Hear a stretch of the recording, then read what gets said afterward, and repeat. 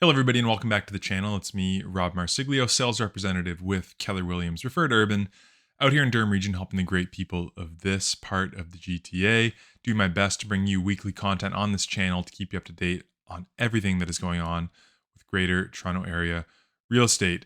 This week, I want to jump into an infographic from an article that I've been getting sent a lot lately. Just kind of explain what is going on with this infographic because, as you can tell from the thumbnail, if you're misinterpreting this graphic, is pretty shocking. Here is the infographic in question. It's from a Zoocasa study. I think they do some great analysis over there at Zoocasa. And I think this is useful information if you are interpreting it correctly. So, homes are selling below listing price across the GTA. Here's by how much.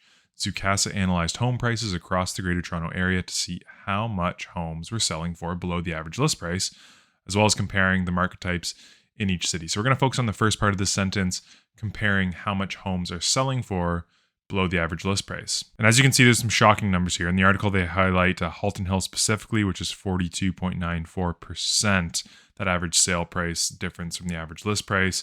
You're also looking at Caledon here, 42.12%. Just glancing quickly, you see some other big numbers. Innisfil, 31.9%. King, 35.87%. Aurora, 32.69%. What gets really confusing here for people is they look at this infographic and they say, holy moly, properties are selling for 60% of the asking price, 70% of the asking price in these markets.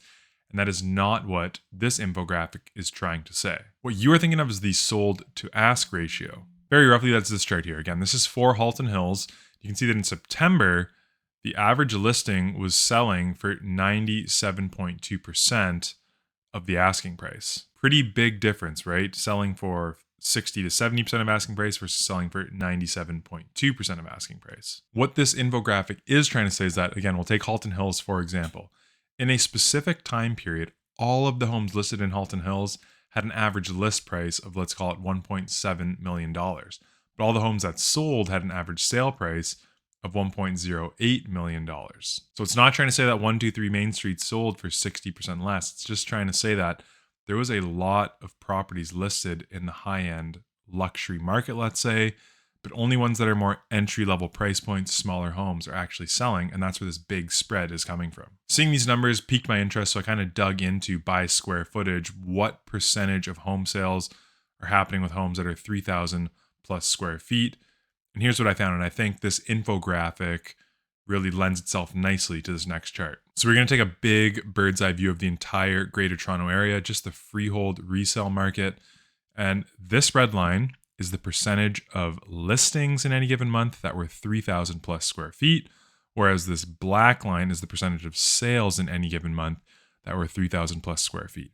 And you can see that on average, 24.32% of all listings were 3,000 plus square feet.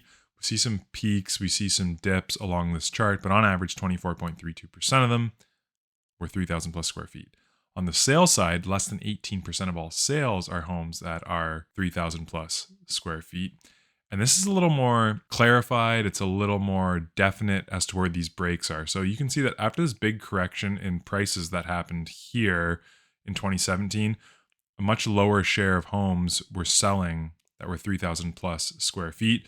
When we went into kind of pandemonium with the real estate market and prices going crazy, everybody wanted more space. They wanted to leave the city.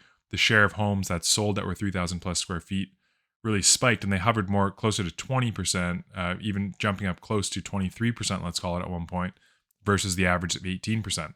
And now that things have corrected, that interest rates are up a little bit, we've seen the share of sales dip down, and we've actually seen some disparity between percentage of listings and percentage of sales of 3,000 plus square foot properties.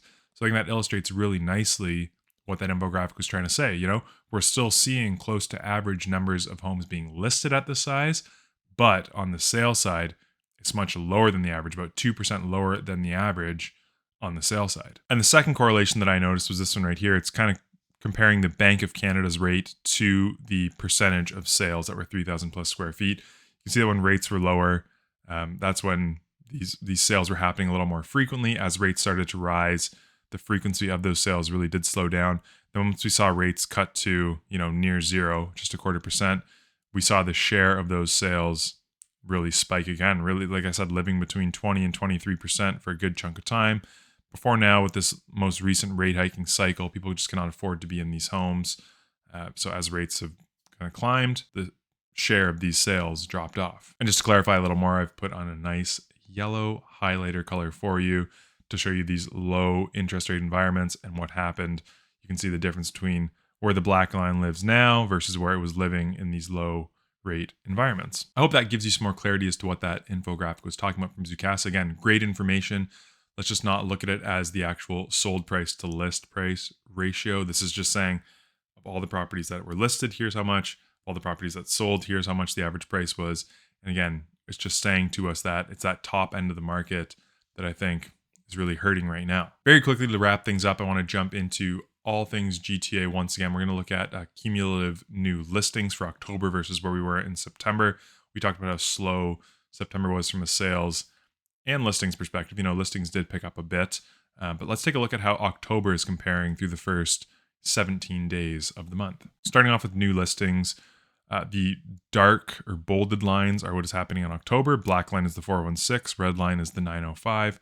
We're kind of trending relatively closely to where we were in September, maybe lagging by just a little bit. Again, these flat spots in the graphs are our long weekends / our weekends when things tend to slow down in terms of listing and sales activity.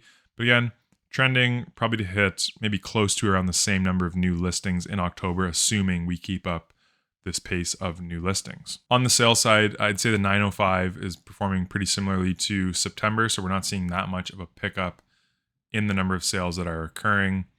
We may end up with roughly the same number of sales in October as we saw in September. In the 905, in the 416, I'd say activity has picked up a little bit in terms of sales, but nothing markedly. We're not going to be setting any October high records. We may see a little jump in sales from September to October, but I think we will still be well below what we'd expect to see seasonally for this time of year. Remember to follow along with me on Twitter, where I'll post my weekly updates on what is happening with months of inventory. I think a big component of that is what is happening with sales going forward. We'd expect sales for the fall market to kind of peak out around now and start to fall off. So again, follow me along over there to see if that happens. Before we wrap up today's video, I just want to acknowledge that the information that I cover here, I understand that people who can afford to buy a home, it's a very privileged situation.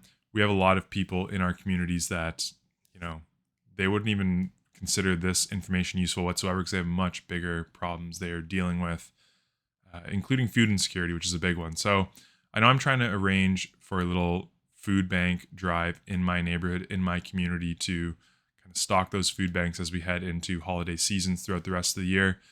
I'd ask you to do the same in your area. If you have something you can give, that you can contribute to the community, think about doing that. I know that it's something small for you, but it's a huge impact for somebody else. I appreciate you taking the time to watch this video all the way through to the end. Till we speak again next time, please stay safe and cheers. Hey there, I really appreciate you watching this video all the way to the end. If you enjoyed it, I've got another video for you right here on the screen. And while you're here, maybe just click on my face, subscribe to. I don't want you to miss anything going forward.